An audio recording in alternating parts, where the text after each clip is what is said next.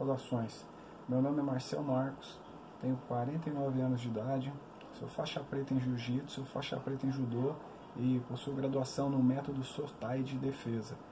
A minha formação pessoal, eu sou tecnólogo em segurança pública, com pós-graduação em gestão pública, sendo que o tema da minha dissertação foi imobilização tática de pacientes agressivos. Trabalho também como bombeiro militar há 28 anos e possuo a graduação de subtenente na Polícia Militar do Estado do Paraná. Trabalhei durante várias oportunidades com escolas de formação de soldado, com escolas de formação de guarda municipais, com grupos de treinamento de socorristas em mobilização tática. Tive a oportunidade de ministrar instruções para policiais civis, para agentes penitenciários e também para público civil. Com relação à minha experiência prática, durante os 28 anos de serviço que eu tenho como profissional, 23 deles eu passei no serviço de emergência, onde eu tive a oportunidade de efetuar técnicas de desarme de arma de fogo, desarme de faca, defesa de agressões com bastões, briga de turba, pacientes psiquiátricos, suicidas e mais uma gama de situações. Eu também tive a oportunidade de acompanhar alunos das minhas turmas de formação de escola de soldado em estágio e verificar em loco a informação sendo utilizada e inclusive reduzindo o número de procedimentos internos devido à utilização errada da força física e diminuindo o número de danos físicos abordados também.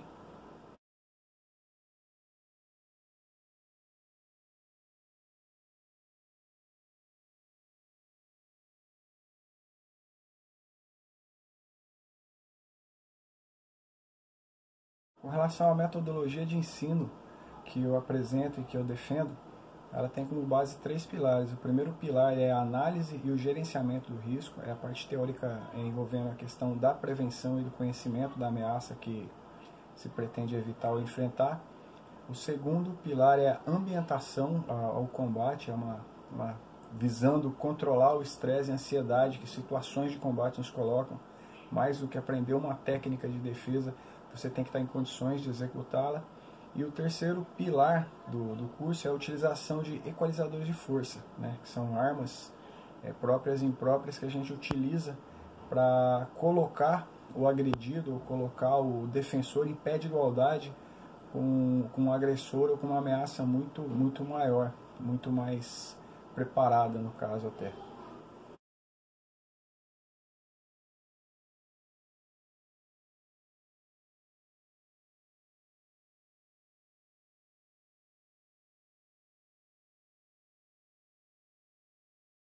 E o objetivo que eu tenho com esse curso, em primeiro lugar, é oferecer um recurso completo no que tange a defesa pessoal.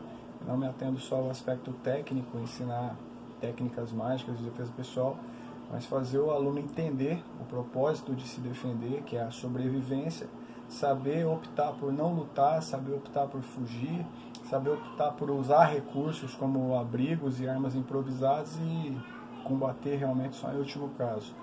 Além desse objetivo, eu tenho também o objetivo de oferecer um produto completo com relação à defesa pessoal para professores de jiu-jitsu, de judô e até de outras artes marciais que tenham interesse em incorporar esse tipo de conhecimento nas suas aulas, nos seus cursos, nas suas academias, não na forma de uma franquia, como a gente vê por aí, mas assim como um livro que você compra, você lê, você aprende e você utiliza no seu dia a dia.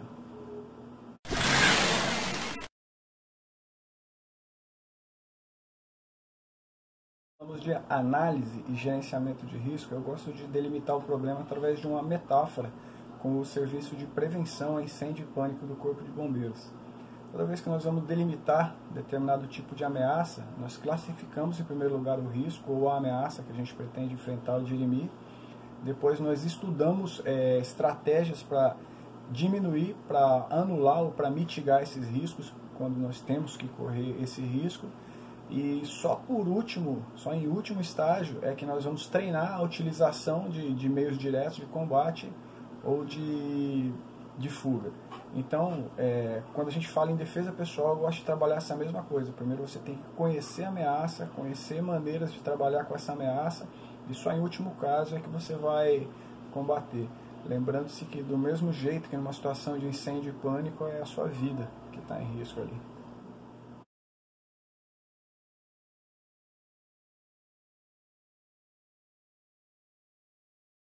A análise de risco, ela passa basicamente por três itens extremamente importantes, por 3 pontos extremamente importantes. É a análise estratégica, a análise tática e a análise operacional. Quando nós falamos na análise estratégica, ela é a respeito de você conhecer o inimigo, você realmente conhecer o inimigo, considerando situações como o horário, situações como o local onde você pretende se encontrar, o local que você pretende frequentar, e inclusive o perfil do agressor. Esse tipo de informação, ela se enquadra em qualquer situação, desde a sua chegada na tua própria residência, num horário mais tarde, ou uma saída para um banco num domingo à noite, por exemplo, uma ida para uma boate, qualquer coisa desse jeito você consegue enquadrar dentro de um conceito estratégico de análise de risco. Por exemplo, se você precisa ir no banco e você evita ir nesse banco, nesse caixa eletrônico, num domingo à noite, no horário que não tem quase ninguém, você está evitando a maior parte do risco de assalto que você tem. Se você coloca o seu carro próximo à saída de um local onde você está frequentando e numa situação de turbo ele está mais próximo de se evadir do local, é uma metodologia estratégica que você pode utilizar para se safar de uma situação dessa.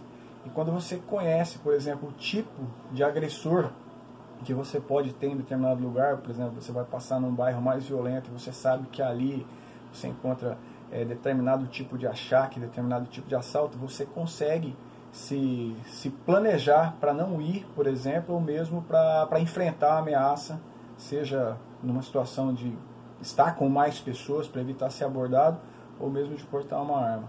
Então são esses 3 fatores que são os principais, o estratégico, o tático e o operacional, e o estratégico é basicamente isso que eu resumi para vocês aqui.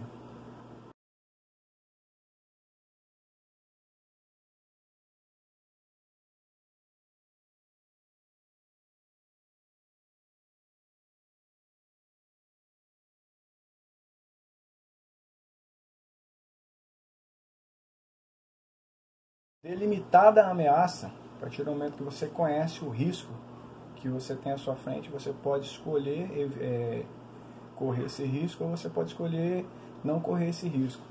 Se você decide não correr, acabou a situação. A melhor defesa pessoal que a gente encontra é não estar no local da agressão. Mas muitas vezes você precisa realmente correr esse risco. Em algumas situações você precisa correr.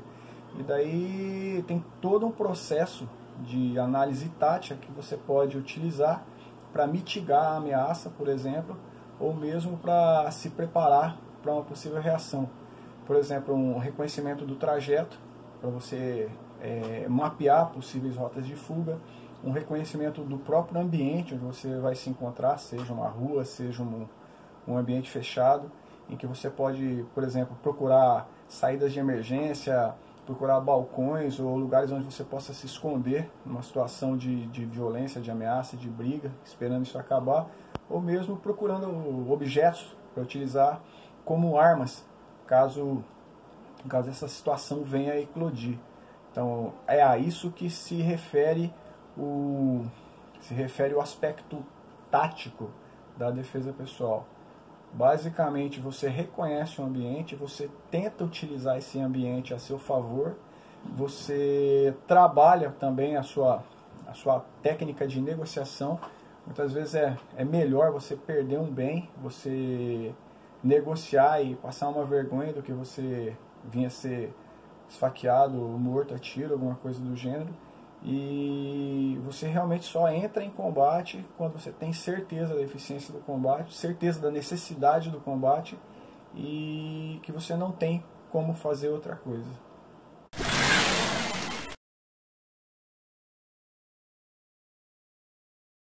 Entrando num aspecto mais preventivo, né, mais de trazer à realidade os conceitos de prevenção e os conceitos táticos da defesa pessoal, eu gosto de trabalhar com alguns conceitos.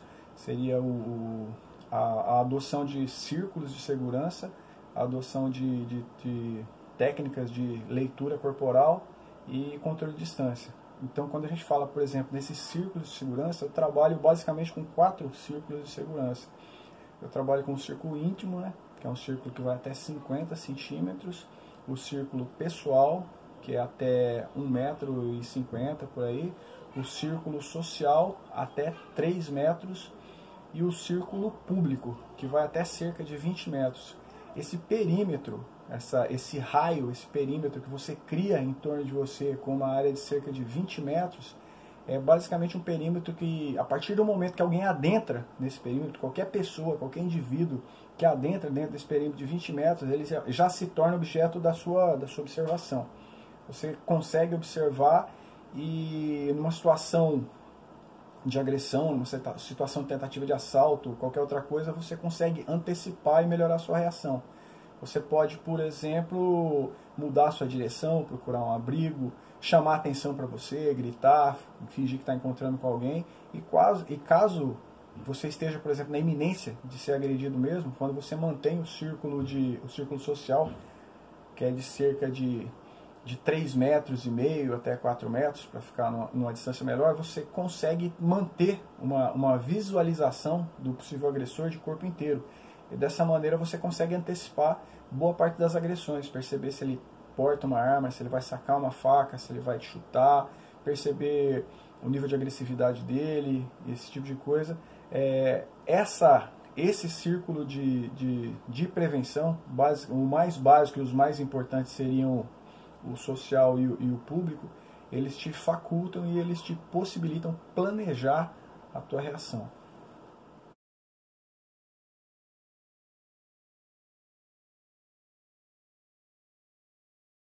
E a partir do momento que você internalizou esse conceito de círculos de segurança, que você começa a perceber essas pessoas que se tornam possíveis ameaças dentro de um perímetro de observação, é muito interessante você começar a aprender conceitos de leitura corporal. Você começar a observar, por exemplo, roupa, nível de agressividade, emoções, se essa pessoa se comunica com outras pessoas, se ela anda rapidamente em sua direção, se ela está sozinha. Por exemplo, eu falei a respeito de roupa. O que roupa pode dizer numa situação de agressão? Imagina que você está num clima temperado, num clima quente, e você vê uma pessoa com uma blusa. Uma blusa pode ser utilizada, por exemplo, para esconder uma arma de fogo, uma mochila, a mesma coisa. Alguém demonstrando estar alcoolizado, estar sob efeito de drogas, avançando para cima de você, também é uma demonstração de risco, né? Alguma coisa que você pode trabalhar numa situação de risco, seja no sentido de fugir, ou seja no sentido de acessar uma arma que você já tenha e que te dê uma condição de enfrentar essa ameaça, ou mesmo negociar, pedir para amigos ou conhecidos dessa pessoa intervirem, ou até fugir, tomar outra direção. Com base nesses dois conceitos, quando você começa a alinhar o círculo de segurança, né, o círculo de segurança e prevenção com uma leitura corporal, você aumenta realmente a sua possibilidade de eficiência de evitar que a violência aconteça.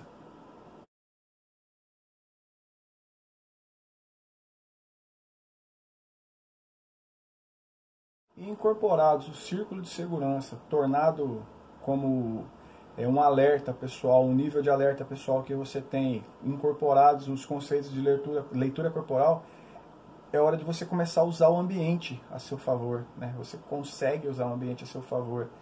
Como eu já disse um pouco atrás aí, você pode encontrar abrigos, você pode encontrar objetos para utilizar como arma, você pode encontrar pessoas que podem te ajudar, você pode e deve utilizar todo o recurso que você tem no ambiente a seu favor para aumentar a sua eficiência. Tem um exemplo clássico que eu gosto de dar, você, numa situação de ataque, numa situação de agressão, por exemplo, você começar a gritar por fogo, né? Começar a gritar fogo, fogo, incêndio, incêndio, porque realmente atiça a curiosidade de pessoas que possam estar próximas, de pessoas que possam residir nas proximidades, ao contrário de um pedido de socorro. Quando você pede socorro, a tendência das pessoas é se esconderem, porque elas imaginam uma ameaça, alguém possa estar armado, possa estar agredindo alguém, e elas tendem a se proteger também. Se você utiliza, por exemplo, o grito de fogo, como eu disse, e você atiça a curiosidade dessas pessoas com relação a esse incêndio, você vai trazer mais pessoas para a rua e no caso de uma tentativa de assalto, uma tentativa de violência sexual, por exemplo, na maior parte das vezes você consegue intimidar o agressor, que realmente prefere vítimas mais fáceis, né, para atacar e garantir dessa maneira uma segurança maior. Então, começando a entender basicamente o conceito, você alinha um círculo de proteção, né, onde a partir do momento que as pessoas adentram, você começa a observar, você começa a fazer uma leitura corporal dessa pessoa, avaliando movimentos, avaliando estado emocional, avaliando o tipo de abordagem que ele está tendo, e você começa a utilizar o ambiente todo a seu favor. Você pode utilizar, por exemplo, paredes para proteger suas costas, você pode começar a observar que andar muito próximo a muros e paredes, você abre possibilidade para ser abordado numa esquina. Você começa a observar, por exemplo, que a maioria dos assaltos em semáforos, eles são ou à margem direita ou à margem esquerda, nunca no centro. Então é muito interessante você posicionar o seu carro durante um deslocamento no centro. Com relação a essa questão do semáforo, a gente pode, inclusive, se for possível, a visualização do semáforo a uma longa distância e ele ainda se encontrar fechado, você reduzir a sua marcha para chegar nele próximo de abrir e até manter uma distância de uma faixa de pedestre, que caso alguém te aborde, você pode jogar o seu carro para cima dessa pessoa que está tentando te assaltar. Então, o conhecimento do ambiente, a utilização dele a seu favor, também é um fator muito importante quando se fala de uma defesa pessoal real mesmo, uma defesa pessoal pautada em segurança e pautada em sobrevivência.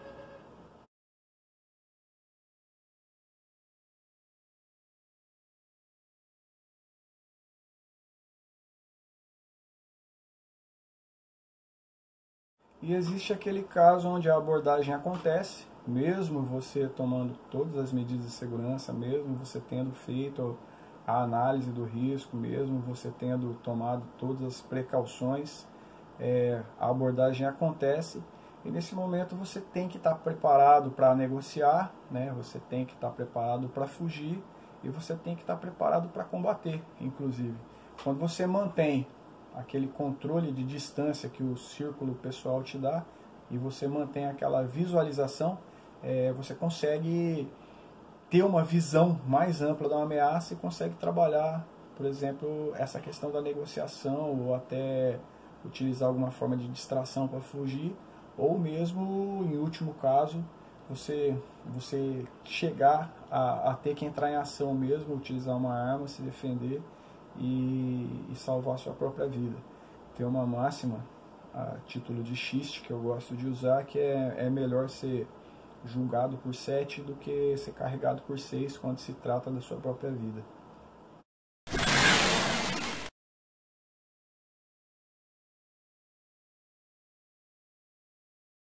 Chegamos à seara da técnica, propriamente dita, né? Chegamos à seara da hora que não tem para onde correr e é melhor você tentar utilizar uma técnica do que sofrer determinado tipo de agressão, seja da sua vida, seja da sua honra, e o recurso que você tem é reagir. Nesse momento, a principal riqueza, o principal atributo que você tem que ter não é nem a questão de conhecer técnicas de defesa pessoal, utilização de armas. É você desenvolver um autocontrole, né? Você desenvolver um controle da ansiedade e um controle do estresse que a iminência do combate ela pode te causar. O pessoal que compete, o pessoal que participa de esportes de combate, artes marciais competitivas, sabe bem do que eu estou falando. E isso aí é um dos principais entraves que a gente encontra, inclusive em situações de segurança pública. O policial ele pode até ser bem treinado, mas ele ainda está numa situação que determinados acontecimentos eles vêm a congelar. Esse conceito ele é chamado de freezing. É um conceito comum que simplesmente deixa você completamente sem reação. A maneira que eu defendo você trabalhar esse controle do freezing e esse controle da ansiedade e do estresse que o combate real pode vir a te causar é através do desenvolvimento de um treinamento semelhante ao que era feito dos antigos Vale Tudo, na época do Royce Gracie, do grande Royce Gracie, com técnicas mais simples, as técnicas mais básicas do jiu-jitsu brasileiro, encurtando uma distância, fazendo um clinch, aplicando uma queda e mantendo um controle, um domínio da situação e uma finalização. Eu realmente acho que essas técnicas elas são eficientes, elas são excelentes técnicas, mas elas te colocam numa situação de risco quando o ambiente não é totalmente controlado. A que eu me refiro quando eu falo no ambiente controlado? Um ambiente de competição, mesmo um ambiente de MMA, você não vai ter dificuldades no terreno, você não vai cair sobre caco de vidro, você não vai cair sobre pedra, sobre meio fio, você não vai ter amigos do adversário que podem utilizar facas e que podem vir te agredindo numa situação de domínio. Você está numa situação controlada a ponto de que, se você perder o combate, você vai ter um árbitro que vai separar esse combate, né? E você vai ter até uma equipe médica. Em situações mais próximas ao duelo, aquela briga, vamos trazer assim, uma briga de escola, esse tipo de coisa, também você até consegue utilizar. Mas numa situação real, de violência real, nada impede, por exemplo, que uma pessoa que você venha a derrubar, que você venha a dominar, esteja portando uma faca, esteja portando uma arma de fogo, que alguém chegue por trás com uma garrafa, te bata com uma garrafa. Então, são técnicas que têm o seu espaço, que têm a sua necessidade, que a gente consegue utilizar, principalmente em ambientes confinados, mas que a principal vantagem que eu acredito que ela traz dentro de um contexto de defesa pessoal é que ela te ambienta ao estresse do combate. Quando você começa a treinar a utilização das técnicas do jiu-jitsu, as técnicas do vale tudo contra um adversário que vem utilizando técnicas de strike, grappling, alguma coisa assim, você começa a desenvolver a sua autoconfiança, e a ponto que, se um dia você precisar utilizar um equalizador de força, uma faca, ou mesmo essas técnicas do jiu-jitsu, você não vai cair nesse contexto de freezing ou congelamento.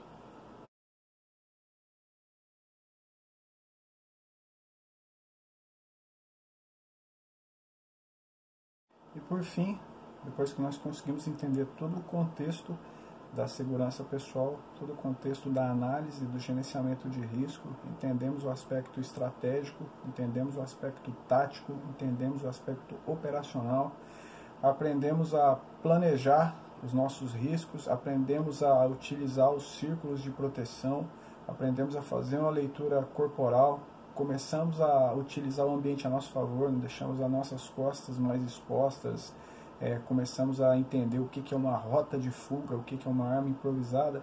Chega no momento da gente começar a ensinar a reação. Você fez tudo que você podia ter feito para evitar de não se tornar uma vítima da violência, uma vítima de criminalidade, e mesmo assim você foi abordado. Como já foi dito, o princípio mais importante é você se manter atento e você conseguir antecipar a reação do agressor ou do criminoso. E a forma como nós propugnamos que você consiga executar uma reação efetiva é através do uso de armas. A gente chama de bukiwaza no japonês. Nós trabalhamos armas próprias e armas impróprias. Quando eu falo em armas próprias, eu estou falando de objetos que são realmente desenhados para servirem como armas. Por exemplo, um canivete tático, um bastão retrátil, o keibo em japonês, um mini bastão yawara com botão e mesmo uma tonfa, no caso mais de uma técnica policial. E quando eu falo de armas impróprias, é todo e qualquer objeto que pode vir a ser utilizado como arma. Seja uma garrafa, uma cadeira, uma pedra, uma bolsa, uma caneta, uma fivela de cinto, todo e qualquer objeto que você consegue utilizar como arma numa situação de necessidade. O conceito de utilização de armas em defesa pessoal, ele se pauta na equalização de forças, em colocar uma pessoa mais fraca, uma pessoa mais debilitada em condições de igualdade a enfrentar uma ameaça de força superior. E a premissa que eu trabalho, na metodologia que eu ensino, ela tem como base uma máxima antiga chamada tirar os dentes do tigre, ou seja, eu foco toda a minha atenção dentro desse princípio de controle de distância na mão do agressor. O perigo vem da mão, o perigo vem das mãos. É com a mão que o agressor vai sacar uma arma, é com a mão que o agressor vai te agarrar, é com a mão que o agressor vai puxar um gatilho, e é esse que é o foco de reação dentro do meu método de utilização de armas. Tipo assim, nós podemos, a partir do momento que você consegue internalizar esse conceito de armas, também trazer ele para dentro de um gradiente de força, de uma visão de gradiente de força. Então, as pessoas têm um certo preconceito quando pensam em utilizar uma lâmina, por exemplo. Não necessariamente, quando você vai utilizar uma arma, você precisa esfaquear alguém. É uma situação extrema, na sua vida em risco, você vai chegar num nível desse. Mas uma situação mais simples, você pode, por exemplo, utilizar o cabo da faca em um ponto de pressão, né? Você pode utilizar uma caneta ou para perfurar o olho de um agressor que tenta te violentar, ou simplesmente o cabo da caneta num ponto de pressão na clavícula para dominar essa pessoa. A questão é que a arma, toda arma, ela aumenta em muito o seu potencial de reação. Uma pessoa com 4 ou 5 técnicas básicas de utilização de lâminas, ela consegue fazer frente, por exemplo, a ameaças muito maiores.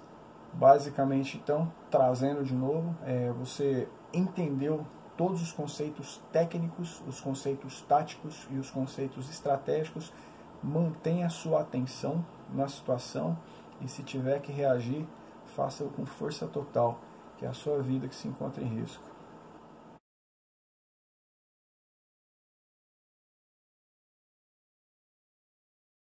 E encerrando, né, o contexto da nossa explanação a respeito da metodologia que vai nortear o nosso curso, nós trabalhamos algumas técnicas de desarme, nós trabalhamos algumas coisas com relação a desarme de arma de fogo, pistolas e revólveres, e agressões com facas também, né? O que eu gostaria de falar, a título de teoria, é que toda a reação com relação à arma de fogo ou faca, que são situações de risco de morte iminente, elas só se dão quando ainda se encontra no processo de ameaça, quando você ainda se encontra numa situação de ameaça. A hora que a agressão já se iniciou, quando uma pessoa já está partindo atirando para cima de você, ou já está partindo desferindo golpes em todas as direções com uma faca, a possibilidade de reação é mínima, quando não nula.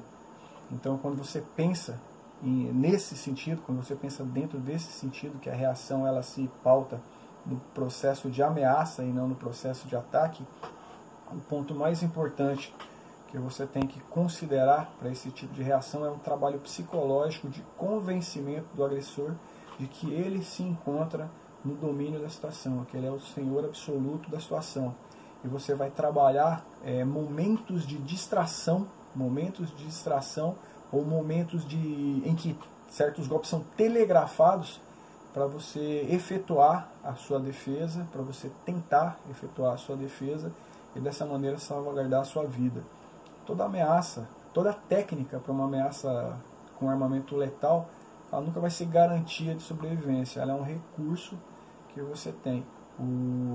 A única forma de você realmente garantir a sua sobrevivência, como eu disse há um pouco tempo atrás, é não se encontrar no local onde a violência acontece. Mas se você precisar reagir, você tem que estar preparado. Se vocês tiverem mais alguma dúvida com relação a todo esse conceito, nós temos um material de apoio que está à disposição do curso, um e-book que fala mais detalhadamente todos esses conceitos, e estou à disposição também por e-mail para trocar ideias. Eu acredito que o estudo ele tem que ser constante e toda sugestão, toda dúvida, ela faz crescer e desenvolver o conceito.